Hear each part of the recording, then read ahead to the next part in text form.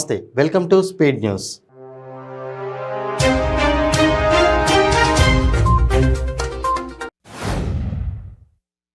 పేదరికంలో నుంచి బయటపడాలంటే విద్యకు మించిన సాధనం లేదని, మంచి శిక్షణ ఇచ్చి ప్రపంచంలో పోటీపడే పౌరులుగా విద్యార్థులను తీర్చిదిద్దేందుకు ప్రభుత్వం కృషి చేస్తోందని పురపాలక ఐటీ శాఖ మంత్రి కె తారక రామారావు అన్నారు.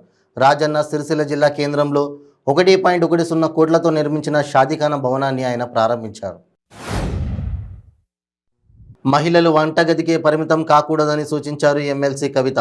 కరీంనగర్ జిల్లాలో నిర్వహించిన అంతర్జాతీయ మహిళా దినోత్సవ వేడుకల్లో కవిత మాట్లాడుతూ, ప్రస్తుతం ఇప్పుడు ఉన్న సమాజంలో మహిళలు అన్ని రంగాల్లో రాణిస్తున్నారని పేర్కొన్నారు. పురుషుల కంటే మహిళలు ఎక్కువ సమయం పనిచేస్తున్నారని తెలిపారు. అన్ని విధాలుగా నాశనమైన ఏపీ మళ్లీ గాడిలో పడాలంటే చంద్రబాబు అధికారంలోకి రావాలని సినీ హీరో నారా రోహిత్ అన్నారు. సత్తెనపల్లిలో ఎన్టీఆర్, కోడెల శివప్రసాద్ విగ్రహాలను నారా రోహిత్ ఆవిష్కరించారు. ఈ కార్యక్రమానికి పెద్ద సంఖ్యలో టీడీపీ నేతలు, కార్యకర్తలు హాజరయ్యారు. అనంతపురం జిల్లా గుంతకల్ రైలులో ప్రయాణించే వారి నుంచి చోరీలకు పాల్పడుతున్న నిందితుడిని పోలీసులు అరెస్ట్ చేశారు.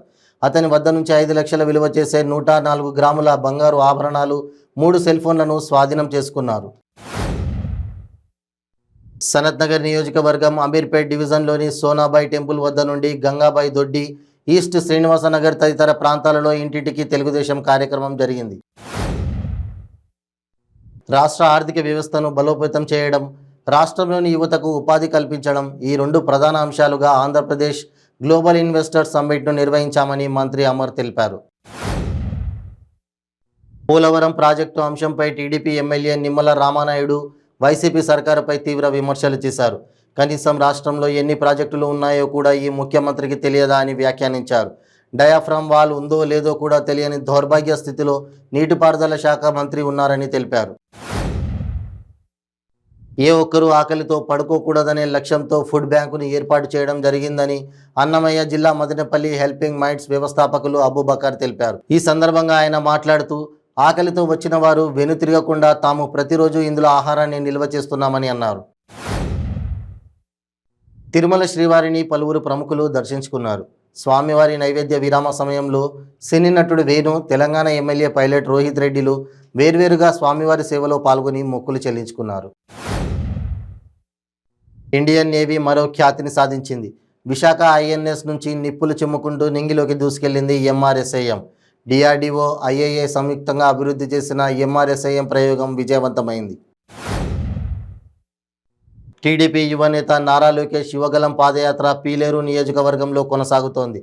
కలికిరి ఇందిరమ్మ నగర్ విడిది కేంద్రం నుంచి 37వ రోజు యువగలం పాదయాత్రను లోకేష్ ప్రారంభించారు. కలికిరి వద్ద లోకేష్ యువగలం పాదయాత్రకు విజయవాడ టీడీపీ నేత వంగవీటి రాధా సంఘీభావం తెలిపారు.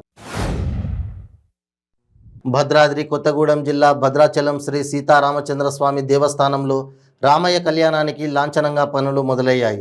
హోలీ పౌర్ణమి పురస్కరించుకొని ఈసారి ఉత్తర ద్వారం వద్ద పసుపు కొట్టి స్వామివారి కళ్యాణ తలంబ్రాల తయారీకి శ్రీకారం చుట్టారు ఆలయ అర్చకులు. ముత్తైదువ మహిళలు శ్రీ సీతారాముల కళ్యాణానికి తలంబ్రాలను సిద్ధం చేశారు. రంగారెడ్డి జిల్లా నార్సింగ్లో దారుణం జరిగింది. పెట్రోల్ పంపులో పనిచేసే కార్మికులపై 3 యువకులు దాడి చేశారు. దాడిలో సంజయ్ అనే కార్మికుడు మృతి చెందగా మరొకరికి గాయాలయ్యాయి. ఎల్బీ నగర్లో కాంగ్రెస్ పార్టీ నాయకులను పోలీసులు అరెస్ట్ చేశారు. జగిత్యాల జిల్లా కోరుట్ల నియోజకవర్గం ఇబ్రహీంపట్నం మండలం సంస్థన్ బండలింగాపూర్ గ్రామంలో రైతుల ఆధ్వర్యంలో పసుపుతో హోలీ పండుగ చేయడం జరిగింది. వరంగల్ కాకతీయ యూనివర్సిటీని ఎలుకల బెడద వేధిస్తోంది. రాత్రి వేళలో నిద్రిస్తున్న విద్యార్థులపై ఎలుకలు దాడి చేస్తున్నాయి. పలువురు స్టూడెంట్స్ను 2 రోజుల క్రితం ఎలుకలు కొరికిన ఘటన ఆలస్యంగా వెలుగులోకి వచ్చింది.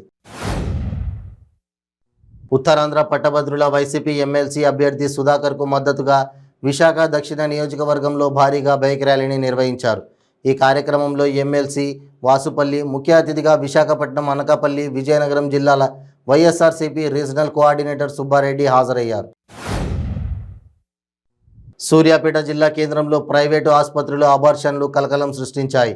సంజీవని ఆసుపత్రిలో అనధికార అబార్షన్లు చేస్తున్నారన్న పక్కా సమాచారంతో జిల్లా వైద్య ఆరోగ్య శాఖ అధికారి కోటాచలం ఆకస్మిక దాడి చేశారు. అబార్షన్ చేసుకున్న ఒక మహిళతో పాటు అబార్షన్ కోసం సిద్ధం చేసిన మరో పేషెంట్ను గుర్తించి జిల్లా జనరల్ ఆసుపత్రికి తరలించారు. మన సంస్కృతి సాంప్రదాయాలను చాటి చెప్పేవే పండుగలని మంత్రి తలసాని శ్రీనివాస్ యాదవ్ అన్నారు. ఇందిరా పార్కులో నిర్వహించిన హోలీ వేడుకలలో మంత్రి తలసాని పాల్గొన్నారు.